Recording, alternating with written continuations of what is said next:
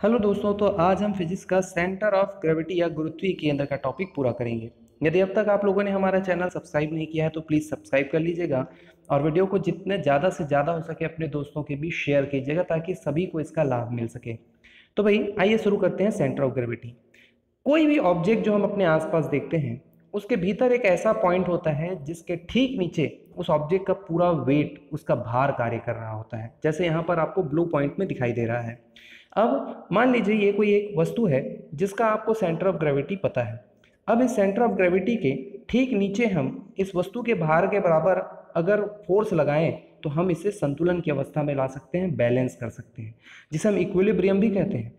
Equilibrium और base line दो concept बहुत ही जरूरी होते हैं सेंटर ऑफ ग्रेविटी मेंटेन करने के लिए। दुनिया की काफ़ी सारी चीज़ें अभी भी मेंटेन होती है। जैसे आप लोगों के मन में एक सवाल होता है कि इंसान के बच्चे पैदा होते ही चल नहीं पाते लेकिन जानवरों के बच्चे पैदा चल पाते हैं। ये सभी के सभी सेंटर ऑफ ग्रेविटी के ही खेल में चलते हैं। तो चलिए समझते हैं बेस लाइन होता क्या है। किसी भी ऑब्जेक्ट का वो पार्ट जो कि सरफेस से टच होता है, जिस सरफेस में वो रखा है उस सरफेस से टच होता है, उसको हम बोलते हैं बेस लाइन। ये बेस लाइन भाई सेंटर ऑफ ग्रेविटी से जाने वाला जो वर्टिकल लाइन है, जब तक इस बेस लाइन से गुजर रहा होता है तब तक आपका ऑब्जेक्ट बैलेंस स्टेट में रहता है।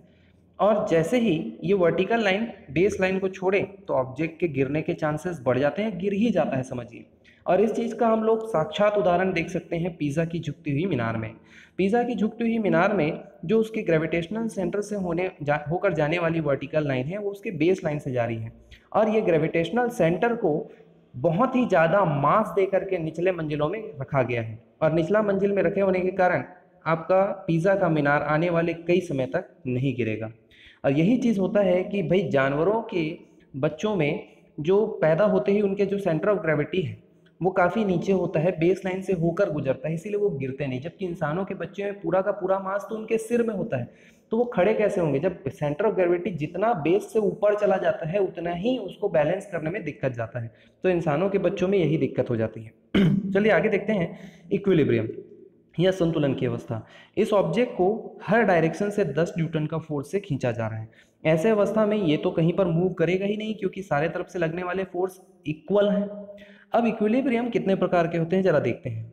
इक्विलिब्रियम 3 प्रकार के होते हैं, स्टेबल, अनस्टेबल और न्यूट्रल, यानी स्थायी, अस्थायी और न्यूट्रल, जिसको हम लोग उदासीन भी कहते हैं। चलिए तो सबसे पहले हम स्टेबल इक्विलिब्रियम की बात करते हैं। स्टेबल इक्विलिब्रियम में आप इस कोन को देखिए, जिसको हम थोड़ा सा भी हिलाएंगे तो ये कभी गिरता नहीं है। क्यों? क्योंकि इसके सेंटर ऑफ ग्रेविटी से जाने वाली वर्टिकल लाइन हमेशा इस कोन के बेस लाइन से ही गुजरती है। अब इसको हम लोग इस एग्जाम्पल में भी समझ सकते हैं। जैसे ये बॉल इस पॉट के अंदर रखा हुआ है, इस बॉल को हम किसी भी डायरेक्शन में मूव करवाएं तो ये घूम फिर के अपने पुरानी अवस्था में ही आ जाता है। इसको कहा जाता है स्टेबल इक्विलिब्रियम। इसी प्रकार से अनस्टेबल इक्विलिब्रियम, जैसे कि आप इस कोन को देख सकते हो जो अपने नोक पर खड़ा हुआ है। अब इसके सेंटर ऑफ ग्रेविटी से जो जाने वाला वर्टिकल लाइन है वो इसके ग्रेविटेशनल सेंटर से जा तो रहा है लेकिन थोड़ा सा भी मूव करने पर ये किसी भी एक डायरेक्शन में गिर सकता है। अनस्टेबल इक्विलिब्रियम को आप इस पॉट में भी देख सकते हो, जिसको हमने पलट कर रखा है और इसके ऊपर रखा हुआ बॉल, जब इसको हम थोड़ा सा भी मूव करते हैं तो ये किसी एक डायरेक्शन में जाके गिरेगा और वापस अपने पोजीशन में नहीं आएगा। इसको कहा जाता है अनस्टेबल इक्विलिब्रियम। न्यूट्रल इक्विलिब्रियम को आप समझ सकते हो, ये क्रोन लेटा हुआ कंडीशन में है। इस कंडीशन में इसका सेंटर ऑफ ग्रेविटी से जाने वाली वर्टिकल लाइन हमेशा बेस लाइन से ही गुजर रही होती है, जिसके कारण इसको अगर आप मूव करवाओगे तो ये घूम करके या रोल करके वापस उसी पोजीशन में ही आएगा। यानी कि इसमें कोई भी चेंजेस दिखाई नहीं देता है। आप बॉल को भी अगर किसी भी डायरेक्शन में लुढ़का दो तो वो उसी पोजीशन में ही आपको मिलेगा। तो ये रहा न्यूट्रल इक्विलिब्रियम। तो ये तो रहा सेंटर ऑफ ग्रेविटी अलग अलग ऑब्जेक्ट्स का। लेकिन जब हम किसी भी ऑब्जेक्ट को पानी में रख दें, जैसे ये बोट है जिसका सेंटर ऑफ ग्रेविटी ये रहा, लेकिन जब हम इसे किसी पानी पर रखते हैं तो ये अपने सरफेस के नीचे से जितना भी पानी हटाता है उसका भी एक सेंटर ऑफ ग्रेविटी होता है, जिसको हम लोग बोलते हैं सेंटर ऑफ बायंसी या उत्प्लावन केंद्र। अब जब ये दोनों एक लाइन पर रहते हैं तब मेटा सेंटर ठीक सेंटर ऑफ ग्रेविटी के ऊपर रहता है और ये तैर रहा होता है। लेकिन यदि बोट हल्का सा भी तिरछा कर दिया जाए तो इस कंडीशन में जो सेंटर ऑफ ग्रेविटी से जाने वाली जो वर्टिकल लाइन, पुरानी जो लाइन होती है, वहीं पर पानी हटाया गया पानी का जो सेंटर ऑफ बॉयंसी होता है वो अलग हो जाता है। यानी कि मेटा सेंटर जो होता है सेंटर ऑफ ग्रेविटी से अलग हो जाता है। अब इस कंडीशन में इस नाव के पलटने का चांस बढ़ जाता है। यही कारण है कि भाई नाव को बचाए रखने के लिए उसके मास के साथ पूरा खेल खेला जाता है।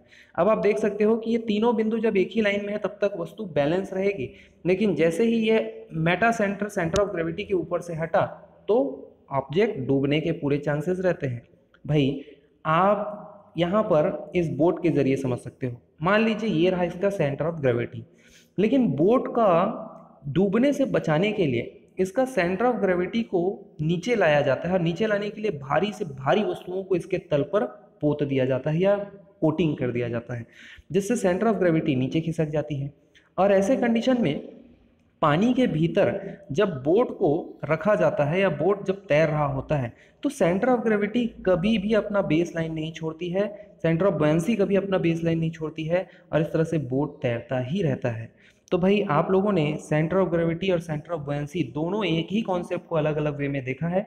यदि आप लोगों को कोई समस्या है तो आप मेरे मेल आईडी पर मुझे मेल कर सकते हैं। तब तक घर पे रहिए, पढ़ाई करते रहिए, एग्ज़ाम की तैयारी पे लग जाइए, क्योंकि अब लॉकडाउन खुलना शुरू हो चुका है और आपका एग्ज़ाम होकर ही रहेगा। तो भाई नमस्कार, फिर मुलाकात होगी एक नए वीडियो के साथ। मेरे चैनल को जितना से जितना ज़्यादा हो सके शेयर कीजिए और सब्सक्राइब कीजिए। धन्यवाद।